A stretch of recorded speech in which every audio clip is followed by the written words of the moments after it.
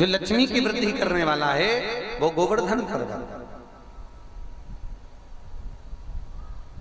इंद्रियों के भीतर भी जो समाहित होकर परमात्मा की भक्ति के रस तत्व को सराबोर कर दे वो गोवर्धन है हमारा।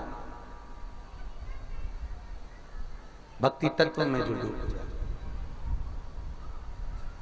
भगवान गोवर्धन नाथ जी के चरणों में पहुंचे, बहुत सारा पकवान सम्मुख में रख दिया और बहुत सारा पकवान रखकर भगवान हाथ जोड़कर निवेदन कर रहे हैं, प्रभु आइए पाइए। पर भगवान नहीं आया। जितने ब्रजवासी बैठे थे सबके मन में आ गया कि अरे इस पत्थर में से कोई भगवान प्रकट होगा, इस पत्थर में से कोई भगवान निकलेगा। सबके मन में आया। सब एक दूसरे से कह रहे हैं अरे पत्थर में से भगवान प्रकट नहीं होने वाला, पत्थर में से भगवान निकलने वाला नहीं है। इस जगह पर अगर इंद्र होता तो खाने जरूर आता, पर ये पत्थर है, ये पर्वत है। पर भगवान के मन में भाव है कि ये पत्थर नहीं, ये पर्वत नहीं, स्वयं मेरा कृष्ण ही है, स्वयं मेरा ठाकुर ही है, स्वयं मेरा नारायण है। भगवान देख बहुत देर तक भगवान सुनते रहे। आखिर में जब गोवर्धन पर्वत में से कोई देवता प्रकट नहीं हुआ, ब्रजवासियों का मन उचिष्ट हो गया। और ब्रजवासियों का मन जब उचिष्ट हुआ, ब्रजवासियों का मन जब हटता है उस पर्वत की ओर से, तब भगवान कृष्ण स्वयं हाथ जोड़कर बोले, हे गोवर्धन नाथ जी आप प्रकट होइए।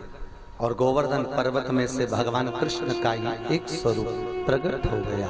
स्वयं कन्हैया हजारों हाथ कर कर भोजन करना प्रारंभ कर दिए और जितना भोजन लेकर आए थे वो सारा की सारा खाना चालू कर दिया। अच्छा, कई लोग कहते हैं कि 56 भोग लगाया था, कई लोग कहते हैं कि कुनवाड़ा किया गया था, कई लोग कहते हैं बहुत सारा पकवान सिद्ध करा कर गया हुआ था। पर यदि भागवत का चिदानंद वृत्ति को अगर अपन ने श्रवण करा है, भागवत चित्त में उतारी गई है, तो भागवत में स्पष्ट किया गया जिस दिन भगवान कृष्ण ने सारे ब्रजवासियों के साथ मिलकर गोवर्धन नाथ जी की पूजन करी थी, वो था गोवर्धन पूजन का दिन।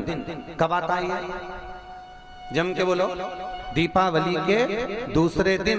तो दीपावली के दूसरे दिन जो भगवान कृष्ण को, भगवान गोवर्धन नाथ जी को जो भोग लगाया गया था वो 56 भोग नहीं था, वो था अन्नकूट। क्या था वो? अन्न।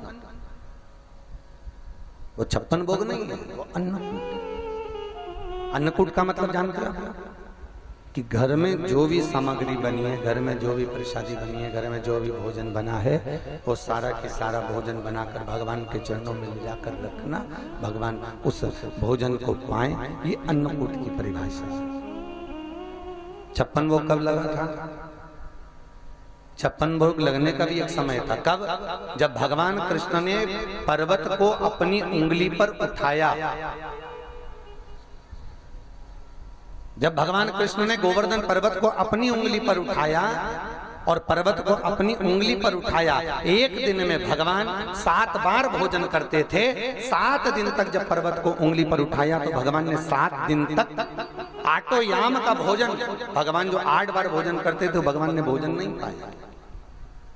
और 7 दिन बाद जब पर्वत को जमीन पर वापिस रखा तो 8 समय के भोजन को भगवान ने पाया, तो सतु अटु 56, तब वो 56 भोग के लाया।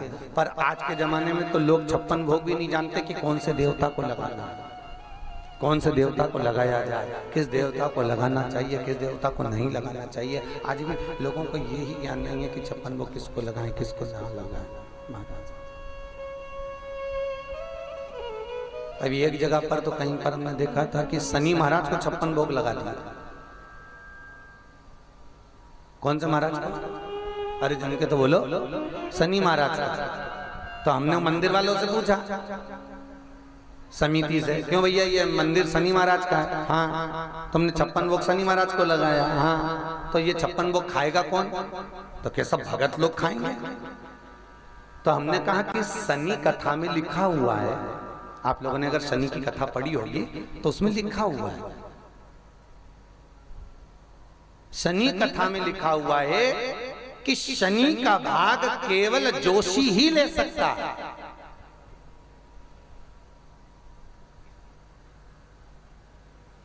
और शनि का भाग जगह यदि जोशी ले सकता है, क्योंकि वही ग्रहण कर सकता है। शनि के भाग को कोई दूसरा ग्रहण नहीं कर सकता, शनि के भाग को कोई दूसरा पा नहीं सकता, शनि के भाग को केवल जोशी ही ग्रहण कर सकता। तो अब तुम प्रसाद अगर बांटोगे और वो प्रसाद सभी लोग पावेंगे,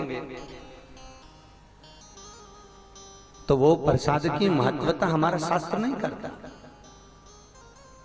आप लोग शनि का दान निकालते हो, शनिवार के दिन कोई रुपया देता है, कोई तेल देता है, कोई आटा देता है, कोई भाग देता है। क्यों देते हैं अपन लोग?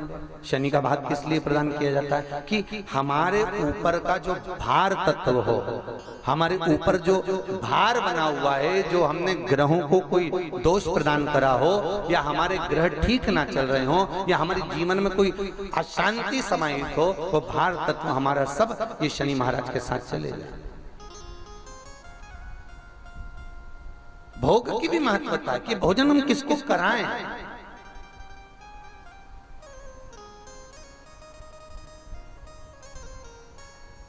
एक बार कुबेर जी ने अपने घर में 33 कोटि देवताओं का भोजन रख दिया। 33 कोटि देवताओं के लिए भोजन रखा। तो देवर्षि नारद ने पूछा, क्यों कुबेर जी, तुमने शंकर जी को निमंत्रण दिया?